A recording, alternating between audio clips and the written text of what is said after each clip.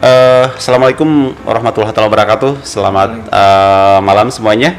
Jumpa lagi di acara Ngobras, ngobrol asik dan santai di channel Karang Taruna Desa Pasir Bungur.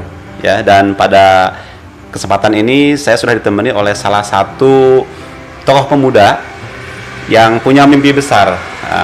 Tapi sebelum kita lanjut obrolannya, saya akan sedikit saja menyampaikan profil tentang siapakah sosok pemuda ini. Beliau ini punya nama lengkap, kalau saya sih panggilnya Kang Deden ya. Iya. Nama lengkapnya apa, Kang? Nama lengkap Sandi Fahmi Saputra. Sandi Fahmi Saputra. Iya. Muncul Deden dari mana? Jadi ceritanya dulu memang karena memang dulu anak cucu kesayangan kakek, jadi suka dipanggil Aden, kelamaan Deden. Orang manggilnya taunya Deden. Akhirnya sampai sekarang ya boomingnya Deden. Deden gitu ya. Oke. Dan Kang Deden ini atau Kang Sandi ini kelahiran Bantarawi, Kang Deden ya. Bantarawi asli ya, Bantarawi. Dan beliau ini sempat mengenyam pendidikan di STM. STM. Kemudian pendidikan terakhirnya adalah Magister bisnis. Manajemen bisnis ya, iya, bukan magister ya. Oke, dan tentu sahabat Karang Taruna Pasir Bungur semua penasaran kan nanti apa sih akan kita obrolkan malam ini. So jangan lupa ya, sebelum tonton lebih lanjut jangan lupa di subscribe channelnya ya, kemudian tekan loncengnya, kemudian like dan share tentunya biar nanti video ini bisa lebih ditonton oleh banyak orang gitu ya. Oke, baik Kang Deden, saya sudah punya beberapa bahan pertanyaan ya untuk Kang Deden. Yang nanti saya akan pertanyakan di acara Ngobras ini, ngobrol santai dan asik ya. Oke. Tadi sedikit saya singgung terkait pendidikan ya, lahir dan nama. Ini yang ingin saya sedikit singgung nih, terutama terkait tentang aktivitas Kang Deden sebelum pulang ke Cilograng itu dulu kerja di mana atau di bidang apa? Boleh dijelaskan Kang Deden? Dulu sih berarti profil ya. Pertama mulai iya. bekerja. Dulu mulai kerja, sebenarnya sih kalau untuk kerja yang namanya kerja kasar Pak ya, dari kerja kasar sampai kantoran sudah ngalamin semua. Sudah ngalamin ya. Iya, dulu tahun 2009 sempat jadi security, keluar security sempat masuk ke pengeboran di PT Aneka Tambang selama 3 tahun sampai 2013. Seperti itu langsung masuk ke Sinarmas Kalimantan, Batubara juga masuk ke Yonatama. Nah di awal akhir 2014 masuk 2015 saya masuk ke PT Trimitra Resource, bergerak di bidang telkom. Bidang telkom ya, telekomunikasi. Jaringan internet. Oke. Internet. Jadi perusahaan itu kita tuh masang kayak vendor operator. Vendor BUMN ya. Iya, vendor BUMN. Dan itu pekerjaan terakhir Kang Deden. Terakhir sampai 2020. Oke, pertanyaan selanjutnya Kang Deden kan orang itu kalau misalkan kerja nyaman gitu ya. Iya. Enjoy gitu ya. Iya. Sampai tua kadang di perusahaan tersebut. Nih, yang ini saya tanyakan pertimbangan apa sih Kang Deden sampai resign terus pulang kampung? Kenapa bisa begitu? Jadi gini Pak, pengalaman saya kan kerja di Telkom selama hampir 6 tahun ya Pak. Jadi kan kalau di Telkom itu kan kita kerja itu enggak di satu tempat. Jadi pindah-pindah, kadang kita ditempatkan di daerah Medan atau misalnya Sulawesi sampai Papua, Kalimantan. Terus saya lihat karena pengalaman saya melihat desa-desa orang itu sampai berkembangnya bagus gitu kan. Cuman pas saya balik ke kampung kok desa kita sama sekali nggak ada perubahan gitu. Bukannya kita menyalahkan desa kita yang nggak ada perubahan, mungkin karena SDM-nya kurang digali gitu kan.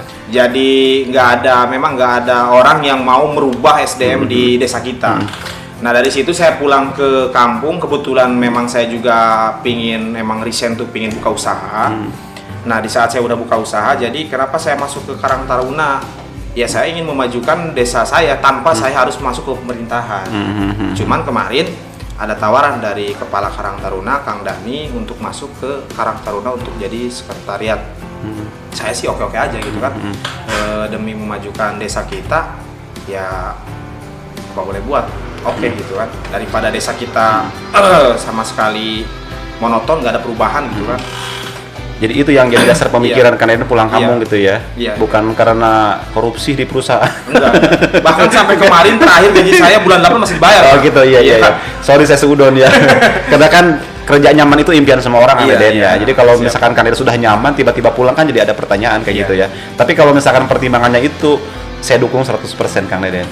Oke, selanjutnya Kang Deden. Kang Deden kan sementara ini di Cilaburang ini menjadi kepala pasar nih. Iya, betul. Ya. Yang dasar menjadi pemikiran Kang Deden mau jadi kepala pasar apa sebenarnya sih? Nanti nyambung ke Karang Taruna ya. Oh iya. Jadi sebenarnya kan gini. Saya kan basic kan terakhir di manajemen bisnis. Otomatis kan berhubungan dengan usaha lah. Jadi lihat kayak perkembangan pasar memang di kita itu kayak minim sih. Cuman jadi saya masuk ke kepala pasar itu sempat ngelamar ke desa, alhamdulillah keterima. Ya niatnya ingin membangun pasar, ingin membangun sektor ekonomi yang ada di desa Pasir Bungu. Cuman memang pemikiran saya sama planning saya waktu saya menyalonkan itu memang tidak mulus karena berbenturan dengan aturan. Jadi susah di saat di hal sepele itu saja ada benturan-benturan. ada tetap ada karena kan memang kalau sistem pemerintah memang nggak bisa disamain dengan sistem apa ya namanya kayak swasta ya. Kayak di bisnis gitu kayak ya. Bisnis biasa gitu. Di saat kita mau fighting ternyata ada aturan lain yang menghalangi. Jadi di situ susah. Makanya susah untuk berkembang. Cuman saya usahain ya sebisa mungkin ya planning saya harus terrealisasi dengan segala konsekuensi. Iya, karena kan kita tahu ya kalau sudah bicara aturan birokrasi itu ngejelebetnya minta ampun. Artinya Kang Deden sudah siap ya. Siap. Secara mental. Oke. Iya. Terus Kang Deden ingat obrolan tadi nih, Kang Deden kan sempat nyinggung Karang Taruna ya. Iya. Kalau boleh saya tahu, Deden melihat Karang Taruna Pasir Bungu khususnya ya. Iya. Seperti apa? Terus apa sih yang harus dibenahi menurut Kang Deden? Sebenarnya sih Karang Taruna Pasir Bungu memang informasi dari banyak pihak selama karena saya kan jarang di kampung Pak ya. Hampir dari keluar SMP sampai kemarin saya tinggal di kampung itu sebenarnya ngerasain tinggal di kampung setahun itu baru tahun 2020. Karena memang sebelum-sebelumnya saya kan kerja terus. Memang sistem kepengurusan tuh aktif, cuman dilihat dari apa namanya? Aktif cuman sistem pengurusan doang, cuman kalau dilihat dari apa sih kegiatannya sama sekali bukan saya menghilangkan tapi nggak ada. Jadi mereka karena pengalaman saya lihat pernah dulu di satu bisa disebutin nggak desanya di suatu daerah di Tasik ada Ciawi itu Karang Taruna sampai bisa punya kas besar karena mereka mengelolanya memang benar-benar jadi mindset mereka itu Karang Tarunanya nggak cuma mengandalkan dari dana pemerintah karena memang pemerintah kan terbatas. Iya. Nah makanya saya di sini kenapa masuk ke Karang Taruna? Saya itu pingin Karang Taruna itu kita tuh bisa istilahnya kalau kasarnya itu mencari uang sendiri tanpa meminta ke pemerintah gitu kan. Jadi saat kita udah menghasilkan, ya nanti si hasil uangnya itu dialokasikan buat pendidikan, buat kesehatan. Itu sih intinya. Jadi kenapa saya masuk? Ya intinya Karang Taruna itu ingin lebih maju, jangan cuma jalan di tempat gitu kan. Apalagi sekarang memang yang difokusin kan Karang Taruna. Kalau memang bukan generasi muda yang memajukan desa, mau siapa lagi? Siapa lagi ya? Iya, dan gitu. Karang Taruna identik dengan anak muda kan? Iya, betul. Berarti kisah tadi di Ciamis itu apa? Ciawi ya? Iya, Ciawi. Itu jadi satu referensi ya? Iya, betul. Kang Deden sempat menggali informasi nggak apa hanya melihat dari luarnya saja? Artinya kenal dengan orang Karang Taruna di sana, sharing-sharing pernah? Kebetulan dulu kan waktu saya bangun tower di Ciawi itu kita itu yang pegang itu karena kepala Karang Tarunanya. Jadi kenapa mereka bisa punya apa namanya kas tinggi? Ya mereka bisa memanfaatkan sumber daya alam dan manusia yang ada di desa mereka. Kan selama ini di kita kan sumber daya alam mendukung. Sektor wisatanya ada, pertaniannya ada. Cuman di kita ya kayak gimana sih? Sebenarnya sih kan kalau membangun desa cerita dari mereka gitu kan. Kalau pingin membangun desa, ya kalau pingin income yang besar ya memang nggak secepat yang kita inginkan gitu. Ada proses, cuma di dalam proses itu ya siap enggak. Tapi kan di kita kadang-kadang orangnya kan mikirnya percuma duitan, pengen instan lah. Gitu. Iya. Terus Kang Deden, ini saya mau minta contoh real ya. Dari yang Kang Deden tahu di sana, sharing dengan mereka.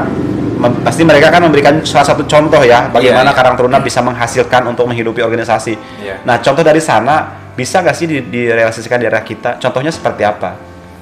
Bisa sih sebenarnya, contohnya kayak misalkan perusahaan-perusahaan yang ada berdiri di desa kita ya kayak tower gitu kan. Iya. Tower kan setahu saya kan itu maksudnya kalau misalnya kita ngajukan proposal misalkan di ACC atau enggaknya yang penting kita udah berusaha, tapi kebanyakan pasti di ACC. Terus kayak usaha-usaha yang ada di desa kita kayak misalkan perusahaan mau plat merah atau plat swasta gitu kan, sebenarnya sih bisa karena kan yang tuan tanah kan Karang Taruna, yang berkuasa mereka Karang Taruna. Terus dari sektor pertanian juga mereka berani mengajukan ke dinas pertanian dengan adanya kas untuk mendukung para petani. Di saat petani misalkan nggak punya modal, ya modalnya dari Karang Taruna, uangnya itu kan kita ngajuin proposal ke pemerintah, cuman si uangnya nggak jadi dana hibah, nggak kayak sekarang banyak yang di lain gitu kan, di saat dapat dana jadi dana hibah, enggak, tapi si dana itu memang dialokasikan untuk kayak pertanian, misalkan contoh tanam cabai gitu kan, modal berapa nih, 6 juta, di saat panen nanti hasilnya dibagi dua, 50% masuk ke kas, 50% masuk ke si petani itu. Adapun si petani mau ngasih buat mengelola, ya silakan mau berapa persen. Bagi hasil. Jadi si dana dari pemerintah itu nggak bakalan habis karena setiap panen pun diganti terus, muter terus. Gitu. Oke. Kang Deden nih terkait bicara Karang Taruna kan organisasi ya. Saya sangat kagum lah dengan ide Kang Deden.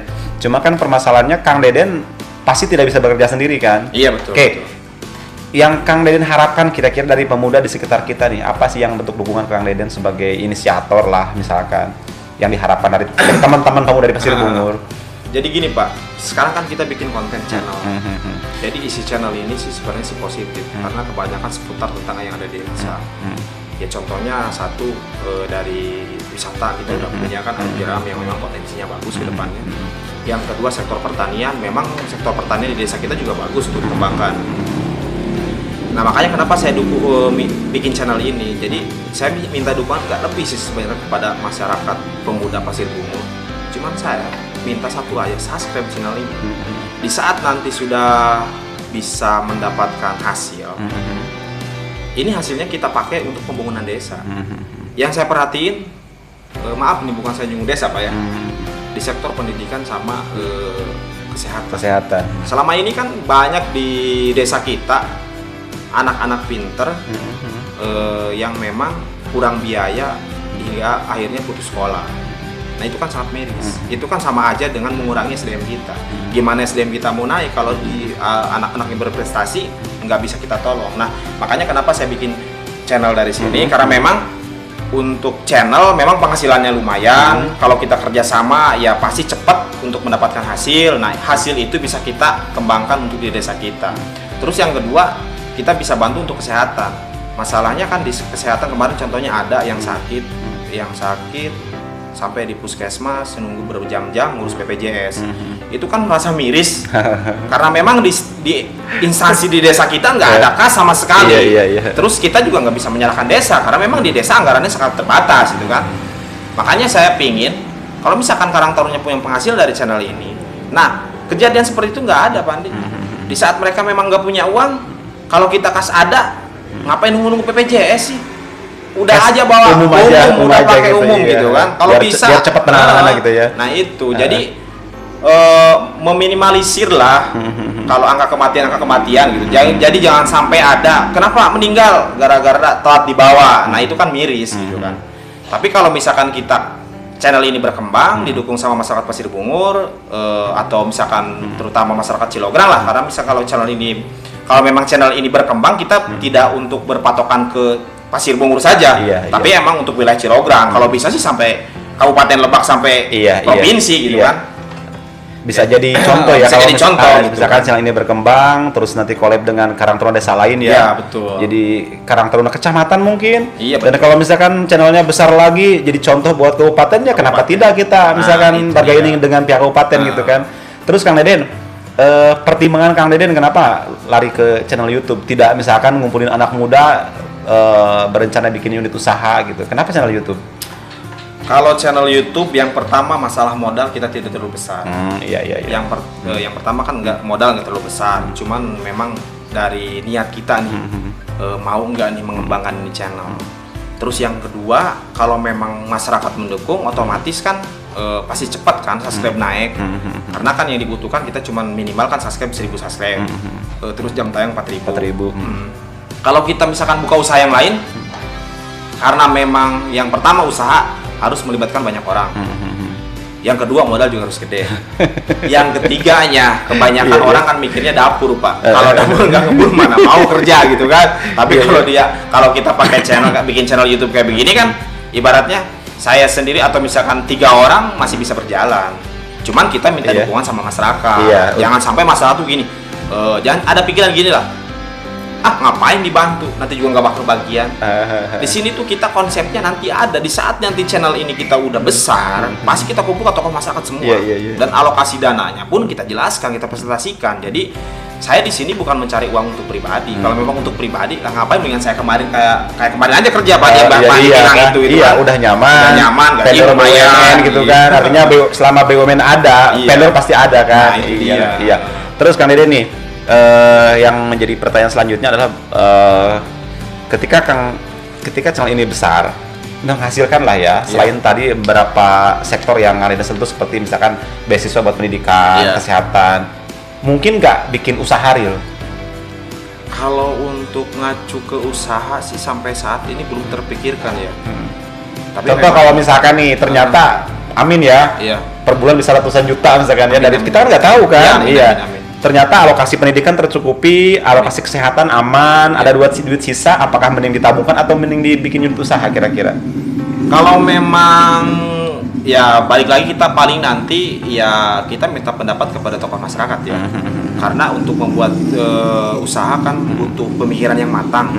Jadi jangan sampai kita ada modal besar, pingin usaha, tapi marketnya kita nggak tahu juga percuma juga sama kan.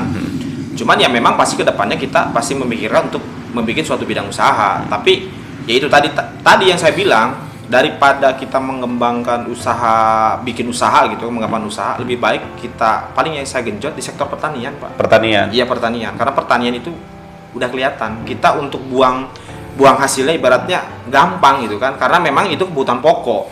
Contoh real sektor pertanian jenis apa yang udah ada dalam bayangan Kang Deden? Paling kayak sayuran ya, cabai ya. Tapi kita kalau bisa kita olah sendiri gitu Pak. Di saat misalkan misalkan cabai kita tanam nih, masyarakat tanam cabai, di saat panen ya kita beli sama pihak Karang Taruna, nasi cabai itu kita keringkan, kita giling jadi cabai bubuk. Tapi kita kan punya produk sendiri gitu. Jadi dari hilir ke hulunya kita dapat semua gitu. Dengan brand sendiri. Gitu. Abon cabai Karang Taruna Pasir Bungur, bisa aja kan kayak gitu kan. Dan namanya cabai emang harganya juga pedes ya. Prospeknya juga mudah-mudahan bisa pedes ke depannya. Itu cabai misalkan kalian ya. Terus ini saya sedikit menyinggung soal ini nih, menarik tadi tentang Arung Deras ya. Itu kan sementara dikelola sama Karang Taruna ya? Enggak, sama Pok Darwis. Oh, Pok Darwis. Ya. Nah, untuk memfasilitasi antara Pok Darwis dan Karang Taruna, Kang Deden punya punya rencana seperti apa? Jangan sampai gini, Kang Deden, tidak sedikit di desa di daerah kita yang ketika Pok Darwis mengurus jenis usaha, datang Karang Taruna, itu dalam pikirannya bukan malah mau kerjasama, tapi kayak semacam mau menyaingin gitu. Untuk mengantisipasi itu gimana Kang Deden? Jadi sebenarnya sih kalau untuk Pok Darwis, kita itu di sini cuman kalau disebut mengiklankan ya, supaya terkenal. Sebenarnya sih kita bantu promo. Oh iya. Bukan mau mengambil alih. Oh enggak. Justru kan di saat channel ini takutnya ada pertanyaan ya, iya macam nomor yang ngurus Arung Jeram bisa gitu, enggak ya? Enggak. Iya. Jadi kita di channel kita memang ada sebagian video-video yang udah masuk dari rekan-rekan Pok Darwis, Arung Deras. Bukan untuk kita mau mengambil keuntungan dari manapun sebenarnya. Yang satu ya emang untuk membangun channel kita. Yang kedua untuk mempromosikan mereka. Jadi saat mereka maju kan enak. Nanti kan kalau mereka maju pun ya untuk UMKM, misalkan channel ini maju, Pok Darwis maju, UMKM kita bantu, kita modalin. Jadi ekonomi kita berkembang gitu kan. Jadi kalau misalkan pemahaman yang kayak gitu buanglah. ego-ego kayak begitu. Ada Udah zaman lagi. Iya ya, itu ya sahabat Karang Taruna, misalkan kalau sahabat Karang Taruna sedang nonton dan punya pikiran yang aneh-aneh, itu tadi Kang Deden sudah menjelaskan ya. Jadi benar-benar Karang Taruna mau berdampingan dengan betul. Pok Darwis untuk memajukan objek wisata yang ada di kita, Iya, ya Kang betul. Deden. Terus Kang Deden, saya ini berkaca dari Arung Jeram ya, yang di daerah Pelabuhan Ratu. Itu kan sejak saya SMA tahun 2000 itu kan sampai sekarang nggak ada matinya ya. Iya, betul. Artinya objek wisata yang berbentuk alam itu memang jika pantai lah bosen Iya, betul. gitu. Terus menurut gini Kang Deden, tentu ketika pengunjung rame kan banyak hal yang harus dibenahi kan, termasuk kata Kang Deden tadi kita mungkin bisa menggenjot UMKM ya, bikin pasar, bikin warung-warung wisata gitu ya. Wisata. Kira-kira bayangan Kang Deden nih kalau misalkan ini Arung Jeram ini bisa booming gitu ya, terkenal, sektor-sektor mana yang bisa kita benahi nih untuk mendukung Arung Jeram ini? Jalan misalkan atau UMKM atau seperti apa? Kira-kira menurut Kang Deden? Kalau jalan kan kemarin informasi memang udah ada dari Dispar ya, dibantu. Kalau nggak salah sih tahun ini katanya mau dibenahi masalah jalan. Jalan ada dua nih Kang Den, dua-duanya ya? Yang pas, Iya, dua-duanya. Dua-duanya ya? Iya. Kita dapat bantuan dari Dinas Pariwisata, paling saya dengar sih alhamdulillah sih ya. Jadi memang jalan ke Bantar Awi sama ke Lebak Penei memang untuk tahun ini pengerjaannya dilakukan. Ya mungkin kalau misalkan Arung Jeram sudah maju, sebenarnya banyak yang diuntungkan. Masyarakat Bantar Awi ataupun Lebak Penei akan diuntungkan. Karena titik start kan ada di Lebak Penei. Otomatis sebelum start kan yang namanya kita datang liburan pasti kan jajan dulu, berangkat, warung nasi, warung makan, bisa sektor ekonomi di situ pun jalan. Terus di Bantar Awi terutama ya UMKM jalan, yang kedua rumah-rumah warga bisa dijadikan untuk penginapan, homestay. Iya, jadi income juga buat mereka gitu kan. Cuman saya tekankan nanti di saat udah maju jangan sampai harga yang melambung tinggi. Itu kan permasalahannya. Itu Kang Deden yang harus garis bawahi ya. Buat nanti sahabat Karang Taruna yang nonton video ini dan apa yang tadi obrolan kita terrealisasikan, itu poin pentingnya ya, hati-hati jangan sampai orang main kesini cuma sekali doang. Harga. Saya juga di Bantar Awi karena dia punya empang warisan ya. Rencana mau dibikin di empangan lagi terus dibikin villa kecil gitu. Mungkin nanti bisa disewakan juga gitu ya. Iya. Oke, baik sahabat Karang Taruna, kita lanjutkan. Saya akan lanjut ke pertanyaan yang sedikit sebenarnya menjadi unek-unek saya Kang Deden ya. Tapi mohon maaf nanti kalau misalkan ada pihak-pihak yang tersinggung. Saya melihat misi Kang Deden sangat mulia sekali ya. Tapi Kang Deden hanya berkutat tadi seputar Karang Taruna, Pok Darwis. Kenapa sih tidak? Karena ini skupnya desa ya. Kenapa Kang Deden tidak berpikir, wah yang kudu jadi kepala desa ya? Kenapa tidak berpikir seperti itu? Oh, ke situ belum kepikiran Pak. Cuman kan ibaratnya gini, di saat kita ingin memajukan desa, nggak harus jadi kepala desa. Jadi intinya sih gini, memang kan kepala desa itu kalau memang tidak ada pemuda kayak kita yang memajukan desa, memang nggak bakalan maju. Karena mindset di kita itu kebanyakan itu kan, yang saya udah pulang ke kampung ya, kebanyakan mindset di kita itu pinginnya dikasih, bukan mencari. Nah, kenapa saya kata Pak Andi, kenapa nggak jalan jadi kepala desa? Ya karena nggak minat sih. Nggak minat. Di sini saya bukan ingin menjadi pemimpin, tapi saya di sini ingin jadi bapak pembangunan. Jadi istilahnya saya pulang ke rumah tanpa saya berikut campur di pemerintahan desa, ibaratnya jadi kepala desa, tapi saya bisa ngebangun desa itu sendiri. Oke, Kang Deden gini. Jadi saya punya pertanyaan lagi nih. Ketika Kang Deden pilih opsi itu ya, yang tadi sebut Kang Deden, saya punya pertanyaan, apakah opsi itu akan lebih ke menjadi oposisi atau menjadi partner desa? Lebih ke partner. Partner desa ya. Jadi desa jangan berpikiran saya begini tuh mau mengalahkan desa. Enggak, justru saya itu cita-cita saya nih ya. Pingin kalau misalkan channel ini berkembang, apalagi kayak Raffi Ahmad, daripada subscribe Raffi Ahmad udah banyak duit, mendingan subscribe ini kan. Karena ini udah tahu memang niatnya awalnya ini buat bantu masyarakat kita. Kalau misalkan penghasilan kita nyampe setahun nyampe 2M 3M, ADD kita hilangkan kok. Udah di Karang Taruna aja, Pak. Maksudnya nggak nerima ADD seperti itu gitu. Nggak nerima, maksudnya mau di apa namanya, didonasi ku. Nah, jadi gini, Pak. Di saat desa kita sudah menjadi desa maju, income kita banyak, kita kan bantu pemerintah, pemerintah pusat. Desa kita maju nih, ADD misalkan dikasih 1,3 M setahun. Tapi misalkan channel kita dengan usaha-usaha yang ada di desa kita bisa menghasilkan lebih dari itu. ya kita mendingan kita yang bantu pemerintah. Jangan terima gitu ya. Nah itu alokasikan ke desa yang lain. Karena kita udah menjadi desa mandiri. Jadi cita-cita saya balik ke kampung ini, memang kalau dilihat dari pemikiran saya, memang cocoknya memang harus jalan kepala desa. Cuman saya nggak mau karena saya ingin memajukan, bukan harus jadi kepala desa. Jadi nanti untuk kepala desa pun jangan berpikiran negatif gitu kan. Kita di saat punya punya cita-cita kayak begini, oh ini mau menyaingi atau gini, atau misalkan bahan kampanye apa gimana, nggak ada. Jadi cuman makanya untuk warga desa Pasir Bungur, yuk dukung channel ini maju. Ya mungkin ADD pun nggak terlalu terpakai banyak gitu kan. Kalau misalkan desa ini maju, Karang Taruna maju, yang disebutkan bukan Karang Taruna orang, desa sama desa Pasir Bungur maju, Karang Tarunanya bagus kan gitu, nggak mungkin. Tuh Pak Deden, misalkan atau Deden yang bagus, nggak mungkin, nggak bakal secara personal karena kita bikin channel ini kan atas nama Karang Taruna. Iya. Statement terakhir dari Kang Sandi untuk Karang Taruna khususnya deh. Harapannya seperti apa? Terakhir untuk Karang Taruna, harapan saya itu ayo kita bangun Karang Taruna Pasir Bungur supaya lebih maju. Yang kedua, jangan memikirkan untuk finansial dulu lah. Karena masalah finansial, kalau memang kita bersatu benar-benar mau membangun apalagi channel ini, ya insya Allah nanti bakal ada hasil. Yang kedua, saya tekankan kepada masyarakat Pasir Bungur, daripada subscribe channel yang tidak ada manfaat bagi kemajuan dan kesejahteraan masyarakat kita Pasir Bungur, buat apa mending subscribe channel ini? Karena memang alokasinya udah jelas, saksinya udah ada. Jadi di saat nanti maju pun semuanya masyarakat kita merasakan gitu kan. Terus yang ketiga, untuk LKD yang ada di desa ataupun orang-orang desa, jangan berpikiran negatif. Masalah saya bikin channel ini, misalkan yang saya promosiin masalah arum deras ataupun di sektor pertanian ataupun LKD yang lain, kita nggak bakalan ikut campur masalah ranah pemerintahan ataupun dapur mereka lah. Kita cuma di sini untuk mempromosikan mereka. Di saat mereka ada hasil, ya alhamdulillah itu buat mereka gitu kan. Nama baiknya minimal untuk mereka gitu ya. Untuk mereka. Cuman kan di sisi lain nanti di saat channel ini berkembang, wisata berkembang, pertanian berkembang, otomatis nama desa kita yang bagus, yang terangkat gitu ya. Intinya cuma satu yang saya inginkan, yang saya cita-citakan.